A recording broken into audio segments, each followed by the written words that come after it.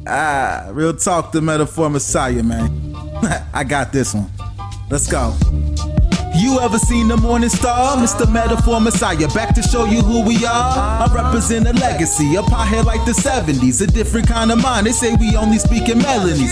What's going on, everyone? Welcome back to the channel. It's your boy, Down Dave, coming at you live from Germany. I'm solo today. It's your wrestling roundup show. It's the show every Sunday that we go ahead and talk about everything, and we take calls. But Andre Corbeil, he might die. He looks like hammered butthole, and I saw a picture of him. He's exhausted. I said, take the night off. Take it off. Get some rest. Go breathe in that good Canadian air and rest up. So he will not be joining us tonight, but I'm here. You're here. We'll take some calls on Discord. It's going to be your guys' type of show. We're going to take all kinds of wrestling questions. I got some wrestling questions on Twitter to get to.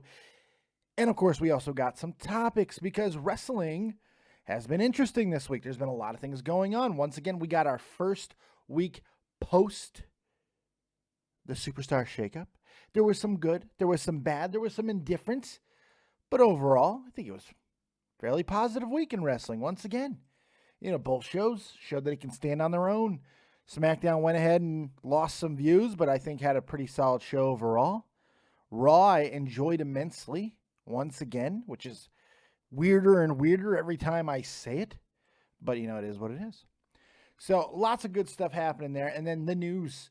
The news is coming at us in droves. And the first thing we want to talk about today is the Hardys, because all kinds of news is coming about when it comes to the Hardys. Because you got Matt Hardy, who is beautifully working everybody on Twitter. He changes his Twitter handle like 3 or 4 times a day. Sometimes it's version 1. Sometimes it's Broken Brilliance. Sometimes it's Flim Flam and the Flippity Floops. No, it's never that. But he's changing it all the time, and he's messing with people accordingly. And the word going around the grapevine is that WWE is very close, or may have already have gotten permission or use, or they've come to some type of agreement with TNA, Impact Wrestling, the Anthem Owl Men, the evil Anthem Owl Men. So it's interesting to see what's going to happen. The Broken Brilliance angle is apparently getting ready to come over to WWE television pretty damn soon. Now, we don't know if it's actually going to happen. These are just reports, as always, mostly by Meltzer. But to be fair to Meltzer, with this Hardy situation, he has been spot on the entire time. So, got to give the devil his due. So, I'm going to do that there. But it begs the question, what is the whole deal with the Hardys? I mean, the second they come in, they get the tag team titles. That's more than they did for the Dudleys. The Dudleys was strictly a nostalgia act, could not really wrestle in the ring at all at this point in their career. And it just kind of was one of those things where we had to get through most of it. And so you get your Devon, get the tables pop. Oops, shit. Okay, gotta turn that other light on. And then even then it got boring, and who cared anymore, right? Well, the Hardys can still go. The Hardys seem to still be able to go and kick some ass and still put on some very good performances. And it didn't take long for Jeff to already get in a singles competition. And with all of these topics being brought up about the Broken Brilliance gimmick coming back, the question is, well, what happens with the Hardys as a team?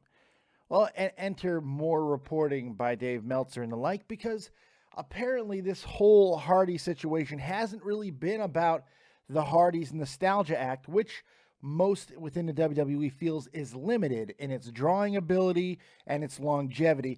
This was, believe it or not, more about Jeff than anybody else. It's kind of funny. The more things change, the more they tend to stay the same. And WWE still apparently feels that the big draw is in Jeff. So what does that mean for Matt and the Broken Brilliance gimmick? Well, maybe not a whole hell of a lot. The reality is, more than likely, we're never going to get segments and vignettes of Matt Hardy shooting fireworks at people, or snapping necks, or driving around on motorbikes while beating people up, or having babies beat grown men or anything like that. More than likely, that was never going to happen anyway. But to have some sort of offshoot and to allow Matt Hardy to do something very similar to what he was doing before, but a toned down WWE version, could be very lucrative. The shirts alone in WWE, the delete shirts and all of that that's money. That's money. It's pure money, and it's going to be a lot of fun to see how that happens. But the big thing is Jeff. Jeff still oozes charisma. He's still the most popular of the two. Matt is getting to talk more and kind of lead the charge, but everybody seems to be more excited about Jeff. It's just the same as it always is, and I don't even think that's necessarily a bad thing. Jeff, WWE, and I think a lot of people still feel, has main event, if not world champion potential. They can drag 2-3 years out of Jeff at the top of the card, and apparently there are a lot of matches that they are interested in doing, one of them being Brock Lesnar, and my butthole got wet just thinking about that, because the things that Brock and Jeff would be able to do at this point with what they both bring to the table could be a lot of fun. Could also be a train wreck. Jeff has found, after the leg break and all that, Jeff has found a real comfortable way to wrestle. He's got his spots that he's willing to do, that he can still perform really well. We don't really see him go too far out of it, but luckily, really doesn't need to. He's still a good-looking guy. The women still go absolutely crazy for him, and he's still that every bit of death defier and crazy stuntman that he always was, but he's just older now. And it's kind of cool to see that the WWE still has plans and interest in him. I'm just wondering what it's going to mean for Matt long term. That's the question. That's what everybody's concerned with. I think a lot of people, more people are concerned with that are probably letting on at the moment. And in fact, it's even gotten to the point now where Eric Bischoff on his radio show, his podcast, is starting to weigh in on this, because it seems it is inevitable that the Broken Brilliance gimmick will be coming to WWE.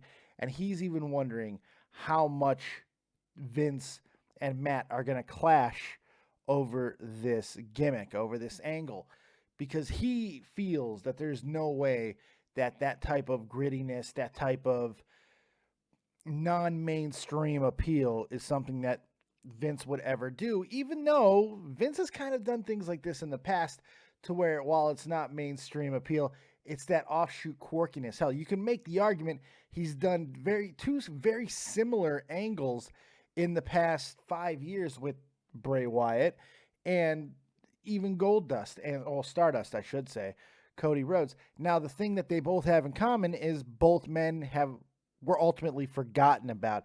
There was always these little glimpses, like something was going to happen, and then, So it's very strange. Very strange, and I don't know.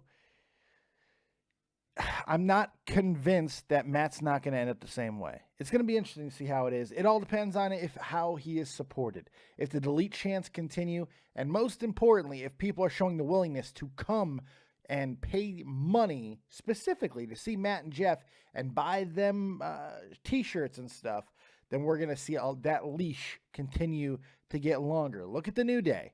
Look at the New Day. They're perfect examples. They were saddled with a gimmick that Vince wanted to do that everybody hated. The New Day fought, scratched, and pleaded just for the rope to be able to go on and do a few things on their own. They showed that they were able to draw a little bit. They were kind of written off, but showed that they were able to get something going. They got more leeway. They got more rope, and eventually they turned into what we know of them today. 13 shirts. 13 shirts, and they all sell. There you go. So it's going to be pretty cool. Final note on the Hardys.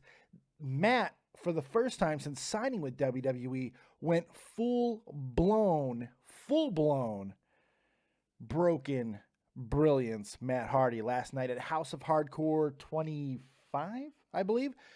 The Tommy Dreamer event, which turned into kind of a cool little nostalgic moment with Bully Ray and Tommy Dreamer and the Hardys and the Spirit Squad. Even all these people were there.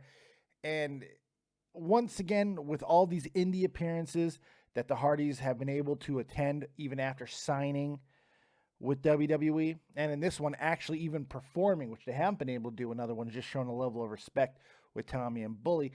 Everybody kind of put over Vince and Triple H and the rest of the WWE brass for allowing Matt and Jeff not only to show up, but also actually compete and perform, which was not something that anyone was expecting them to be able to do. So kind of cool. And there's a really neat video of Matt kind of going full on crazy, batshit nuts and all that, and Bully Ray doing Bully Ray things as far as talking about how cool it was for WrestleMania, but it'll never be as cool as what they're doing in House of Hardcore, blah, blah, blah, blah, blah. Still, really cool moment, and maybe a look into the future, considering the WWE had to approve that, and they had to know that Matt was going full-blown Broken Brilliance. And we all know you never go full-blown. So that's going to be interesting to see how this plays out. I'm expecting to see Matt Hardy. I don't know if they're going to do the exact same way, Brother Nero, Matt Hardy, Broken Brilliance, all of that. I'm not exactly sure, but I'm sure it will play out in some way, shape, or fashion. Hello, Copious White, just wife. Not white, wife, just walking in the door. How you doing, baby? Oh, I'm sorry. Well, I can't talk about all that right now. Okay. Okay, love you. It's like she doesn't care that I'm doing a show. It's unbelievable. I'm just saying, I'm doing a goddamn show. I was in a groove, and it's like, you're like, I don't care. I'm going to tell you about my day now. You're lucky I don't make any money off this, or I'd be like throwing money. Oh, yeah, I do that anyway. Oh, why do you have a lip? Oh, don't have a lip. What's the lip? Why, are you okay? Are you? What's wrong? Did you fall down the stairs again? No. Okay, well, that's good. But Fatty Flummy stood me off. Stood you up, not stood you off. Whatever. Okay. Love you too. Okay, so we got a couple other things we're going to talk about. Then we're going to get to your calls, questions, comments, concerns, quips, quotes, and all that good stuff. Then we're going to get out of here. It's going to be a relatively short show because I'm tired too. I don't feel as much of a hammered butthole as Mr. Andre Corbeil feels. Man, you should really see that picture. Whoo, he looks bad. Looks about 72 years old in that picture. It's hilarious. So, other things that are happening with the WWE and wrestling. I don't know if you're watching the Impact stuff. A whole bunch of people returned and all that stuff. We'll talk about that in coming weeks when the new spoilers already out. So when things get shown, you'll see some of the new guys who have returned. Old guys, I should say, who have returned to TNA. And we'll talk about the impact of that down the line. But there's two other big stories that have happened this week in WWE that I think we should talk about. And we'll get to the calls. Mauro Ranallo is finally gone from WWE. It is official now. They've released a joint statement talking about the release, coming to terms, and allowing Mauro to go on his way. And Mauro added something in an interview, which I believe is part of the agreement that he came to with WWE, where he states unequivocally that it had nothing to do with JBL. Nothing to do with JBL, which some people are going to believe, some people are going to dismiss. It just depends on where you fall on it. The reality is there is no facts, no evidence, nothing really to point to that JBL did anything wrong in this situation. For those of you who don't know, this is essentially what happened. Mauro Ranallo is a bipolar guy. He's got bipolar. He has missed time in other jobs in the past because of these situations. Sometimes he just goes into the hurt place and needs to take time off. This has happened. This is nothing new. About 6 weeks ago now or so, give or take, on an episode of Bring It to the Table, JBL does, in full character when he does it, he had a segment called Getting Hot, or What Gets You Hot, or Don't Get Hot, something like that. And JBL Getting Hot that week was about Mauro Ranallo retweeting a poll, an internet poll, in which Mauro won Announcer of the Year. Ironically, same exact poll had JBL winning Worst Commenter of the Year. JBL goes on a tirade about, retweeting everything, which I have to point out he has done with Mauro on television on multiple occasions. He has talked about Mauro retweeting everything, and he's poked fun of him, made fun of him, and I've felt in the past that Mauro did not really like being nudged didn't like being whittled, which is kind of funny considering some of the people that he does work with in his podcast and MMA. They're big guys too. They're vocal, they're alpha males. They're, I'm sure, ribbers as well, but they probably know Mauro better than JBL ever did. So it's kind of interesting how this entire thing has gone, because we have that one report, that one story about JBL going off the rails a little bit, but which seemed complete kayfabe to me.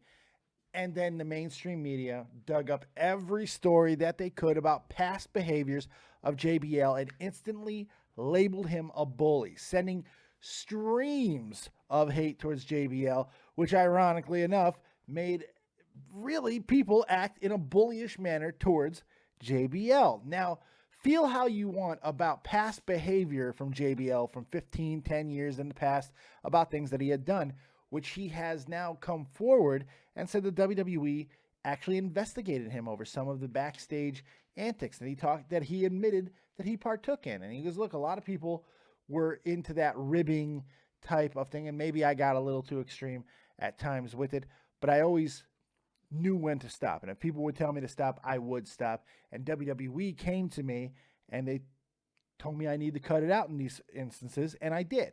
And I have. You don't see any new things about it unless it's kayfabe, because that's what I've done. I've taken my job and I put it into kayfabe. Everything that I'm feeling, it's all kayfabe. And that seems to be the case. Seems to be the case. I'm giving JBL a little bit of the benefit of the doubt here. And the main reason why I am is because something that, funnily enough, Al Snow said over the weekend. Al Snow did a really poignant interview where he talks about this entire situation with JBL and Mauro. And he goes on to state that without throwing JBL under the bus for previous things that he had done in the past, and maybe even run-ins that he had in with him, he understands that that is part of the industry. And it's a tough business. There's ribbing, there's jokes, and sometimes, depending on who it is and their demeanor, it could go a little bit far. He also touches, and I think this is the most important thing, about Mauro getting his dream job and all of that great stuff. But sometimes it is on the individual. If you know you are emotionally ill-equipped, just like if you knew you were physically ill-equipped to take a toll, if you are emotionally ill-equipped, maybe you shouldn't be in the industry. Doesn't mean that you should be excluded from being in the industry. That doesn't mean anybody with bipolar disorder should simply not be allowed to be in the wrestling industry. That's insane. It doesn't make any sense.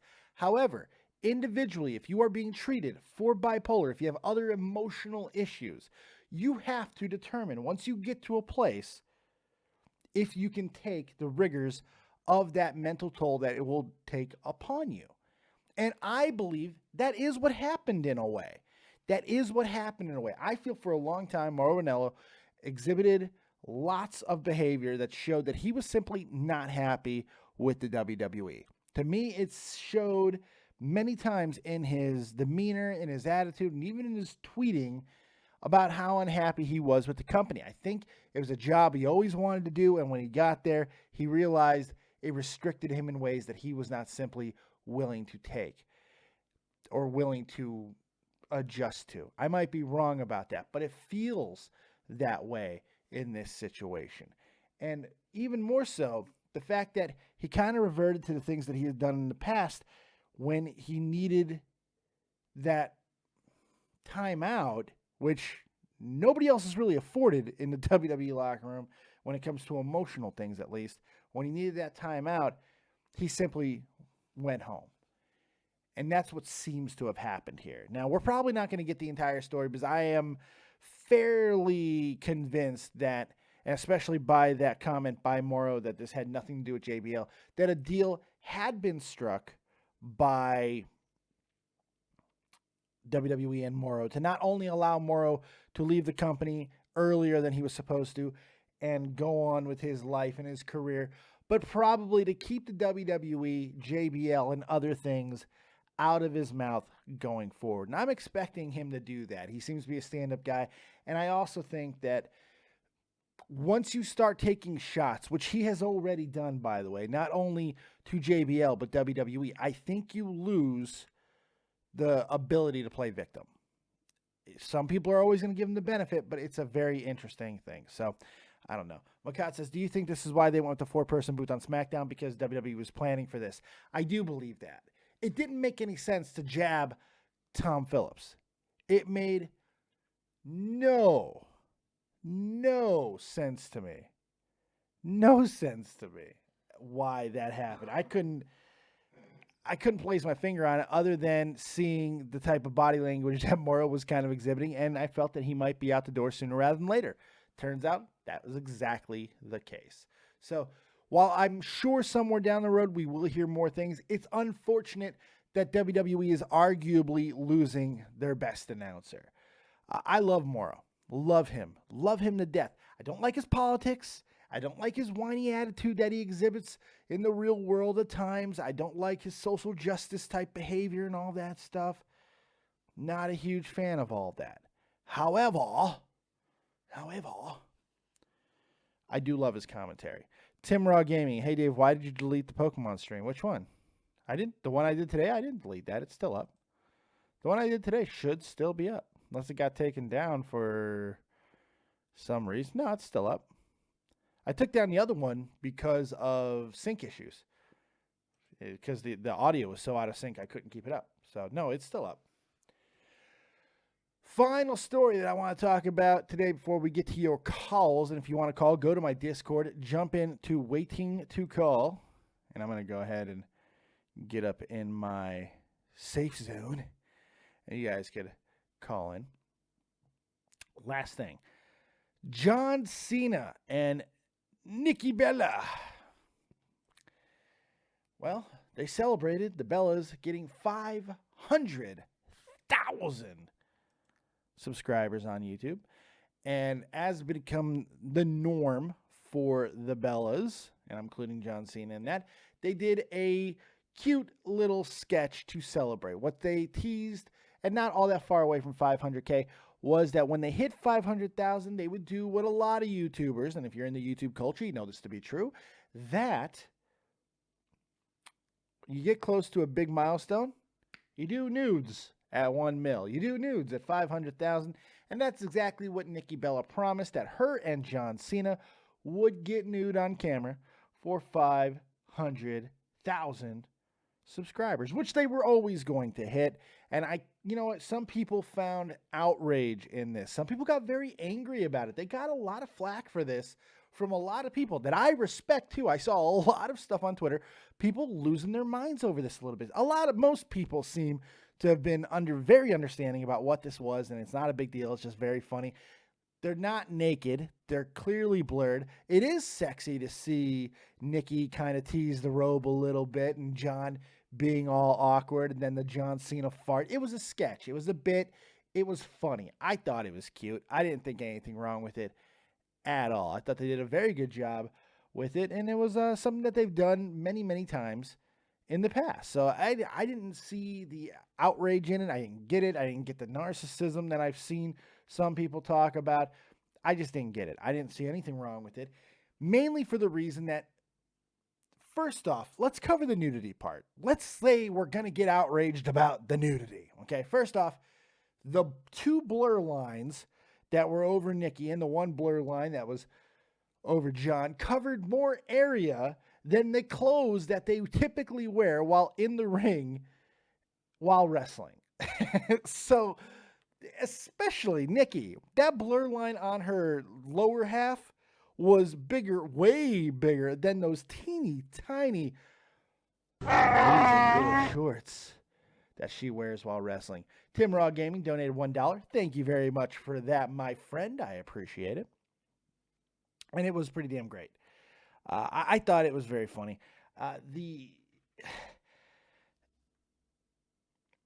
The outrage and some of the criticism over the gimmick of 500,000 nudes.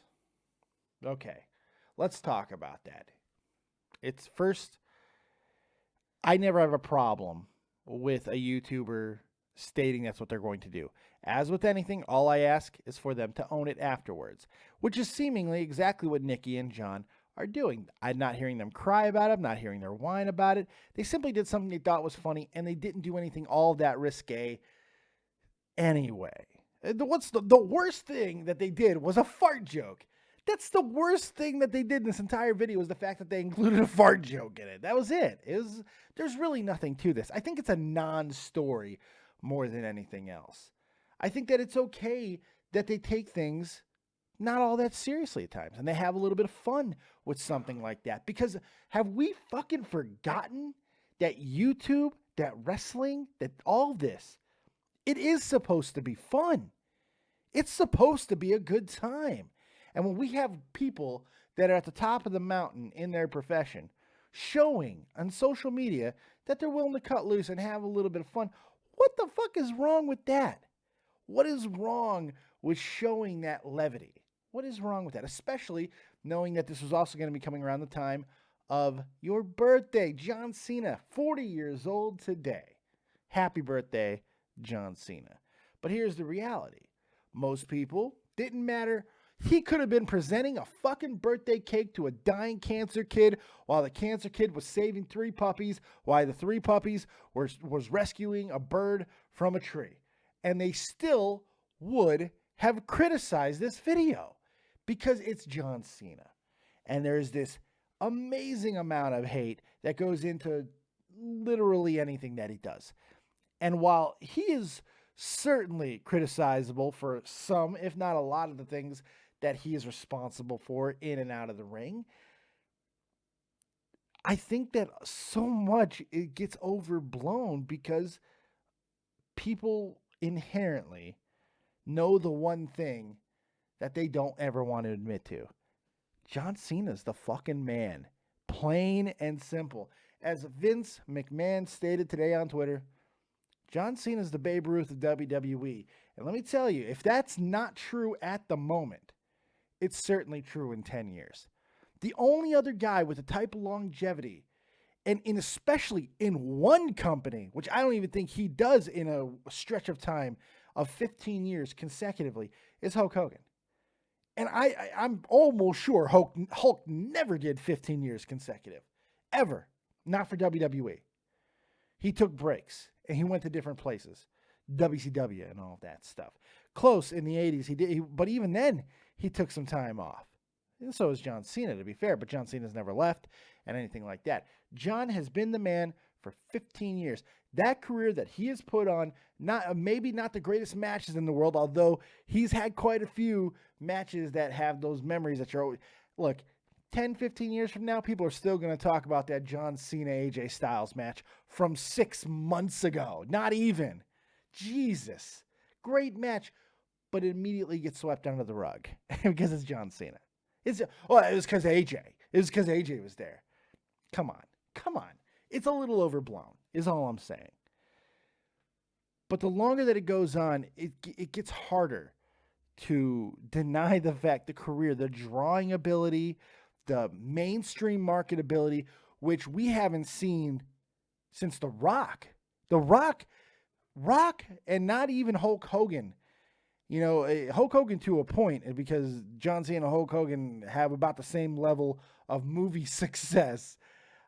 But there is not mainstream guys that cross over in the successful way that John Cena has. Because while John Cena has not had the movie success of a Rock, but Jesus Christ, nobody else in Hollywood has either. The dude basically owns Good Morning America or whatever that morning show that he does. Jesus Christ. He's everywhere. So, you know, hopefully one day John Cena will get his just dues a little bit. And I think in a lot of wrestling circles, he's already does. But get the type of hate that he got over this with Nikki Bella, which by goddamn Paige just got drilled by a cuck and fucking Xavier Woods. And yet everybody loved Xavier Woods, and Brad Maddox might have changed his name to Henry James Harrison. I have no idea. Because nobody knows where he is. He is basically erased his footprint from the world. I'm pretty sure Brad Maddox has burned off his fingertips. Is all I'm saying. That dude went away. But it's just bizarre to me. I get it to a point, but I don't know, some of the criticism that I've read is just ridiculous, but is what it is. So those are the big stories I want to talk about. Now, hopefully you guys got some good entertainment out of that. Let's go to the Twitter. I have a few things that I saw question-wise for myself and the Andre of Corbeil. What, babe? Yeah, that's me.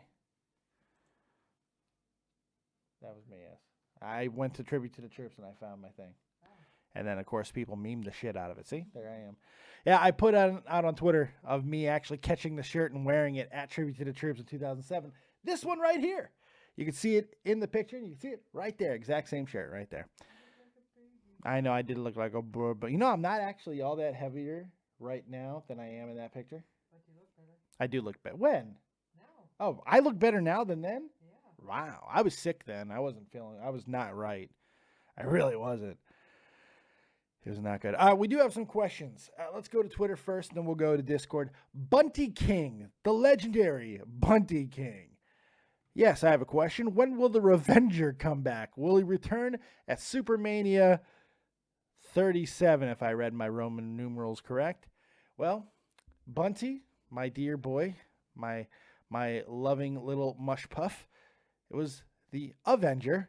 And as I wrote to him on Twitter, which one were you talking about? Reggie Parks, Frank Sexton, or Owen Hart? Because Owen's probably the least likely, but hey, even Jesus came back, so you never friggin' know. So then Bunty comes back. Yes, well, when will Owen Hart, Heart, come back? To which he got a response by Bald Broski, Montreal Broski, really cool wrestling dude that I follow on Twitter. And this was his response. Bunty, you ignorant cunt, it's H-A-R-T, not like the heart in your chest. The guy's dead. Get his fucking name right, dude. That's right. Tell him. Don't let that shit slide. Call these motherfuckers out. I love it. It's a good shit. So that was pretty good. Once again, always with Bunty King. Just pure fucking entertainment. Leech Live asks, does Mr. McMahon like bulky guys with muscle? And when will James Ellsworth get his title shot against Great Khali Jr., Jinder Mahal? I want to bash in Leech with a fucking brick. That's all. I'm not even going to dignify anything. And he sent a really bad picture of James Ellsworth. God, Leech. Make me angry. No. Yes and no. There you go. Those are your answers. Who becomes champion first, Baron Corbin or Braun Strowman? Menton Sala. Soccer Maniac 69. Menton Sala. Shit. He asks, who becomes world champion first, Baron Corbin or Braun Strowman? Looks like Braun Strowman to me, but there's a lot of talks about Baron Corbin getting a massive push. But there is a lot of people in line in SmackDown. And right now, we don't even have a visible champion on Raw. There only seems to be one true challenger to the Raw title, and that's not even till a year from now. And that's Roman Reigns. So if Braun Strowman does a quick flip, like a quick title run, like a quick, like shocking beating Brock Lesnar somehow and then gets destroyed the next night, wouldn't shock me one bit. So I'm going to say Braun Strowman just because I think the path to the title is much harder, much more difficult on SmackDown. Tambo.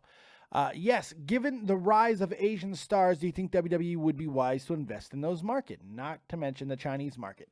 WWE has been investing into the Asian market, most specifically in the Japanese market, where they are now getting SmackDown to be played through a streaming service as well as Raw. It explained why Shinsuke went to SmackDown because it was within days of that announcement being brought out that they were going to be having that streaming service in Japan. They are investing heavily in China at the moment as well. There's a lot of things happening. There's some talk of a Chinese tournament at some point, very similar to what we saw in the UK thing. I would not be surprised at that. They seem to be setting up some roots. They brought in almost an entire class, 5 or 6 Chinese athletes they brought in at the exact same time, and they'll be coming through the ranks as well. One already making his debut at WrestleMania in the Andre the Giant Memorial Battle Royal. So nothing would surprise me at this point. It seems like they are truly putting some time and effort into the Chinese market and the Asian market overall. So kind of cool stuff there, and I'm sure that they will continue to push in that Asian market. So those are all the questions that I saw. So let's go ahead and jump into Discord and see if we have any people waiting to call, which we do not, which is great because that means I get to go to sleep. Yay, I'm a happy guy. So I'll wait for just a few more seconds here and see if anybody wants to jump into Discord, go into waiting to call. If not, I'm going to get out of here. Andre Corbeil wasn't feeling very good tonight, and actually I'm pretty tired myself. So I have no problems with getting out of here. In fact, it looks like that's exactly what we're going to do. Had a great show earlier, did 4 hours of Pokemon action. Hopefully you guys enjoyed that. I also did a really, really cool video earlier about my trip today out into the world of Pokemon Go. Took a trip, took a magical journey, walked for damn near 15 kilometers to a town next to us. Saw some great things, took some great pictures, made some memories. You guys want to see that amazing video? Well, I'll show it to you because it's got some badass music in it. So let's go ahead and do that because I want to play it. Any excuse I can make to play it, and I don't think my wife has seen it. So we'll play that real fast here, and then we'll get up out of here. Here's my Pokemon Go journey today. Pretty cool.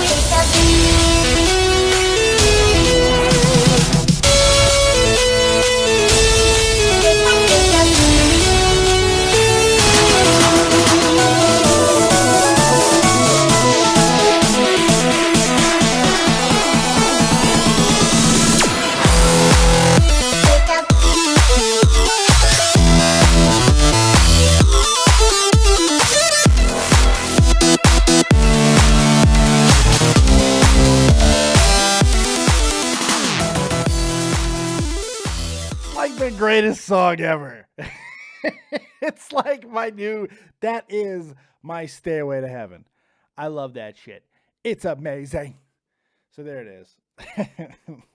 I played that thing like 3 times on the other stream. I'm absolutely in love with it. But there's something else I'm in love with, and that is WrestleCrate.uk. So all you crazy mofos that might be in the UK area, in the European area, even now in Australia and New Zealand, listen up to this message made by my good buddy Will Dillon and see how you can get your hands on WrestleCrate.uk and how you can save 10% by using code DeadOnDave. Check it out.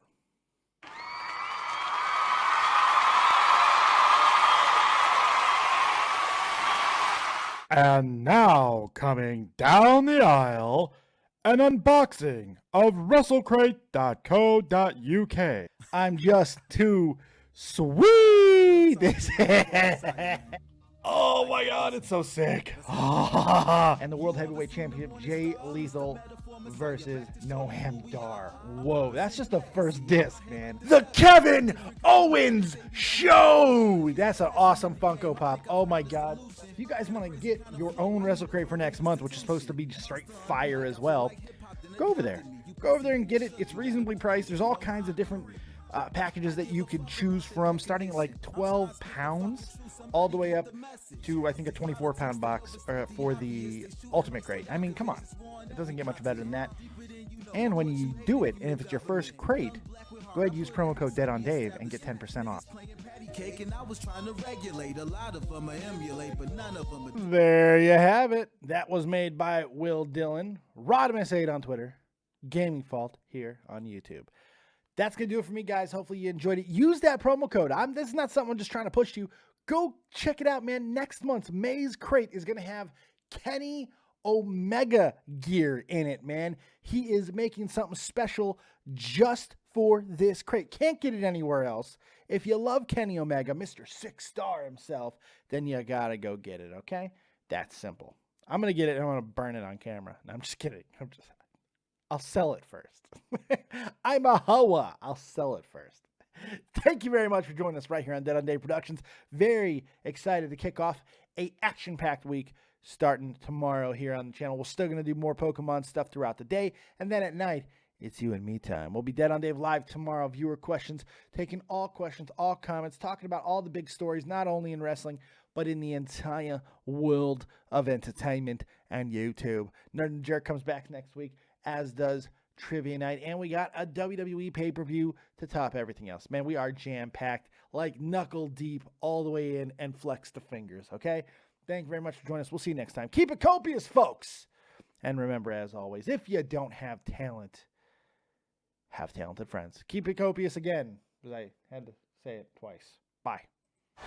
Here's your winner,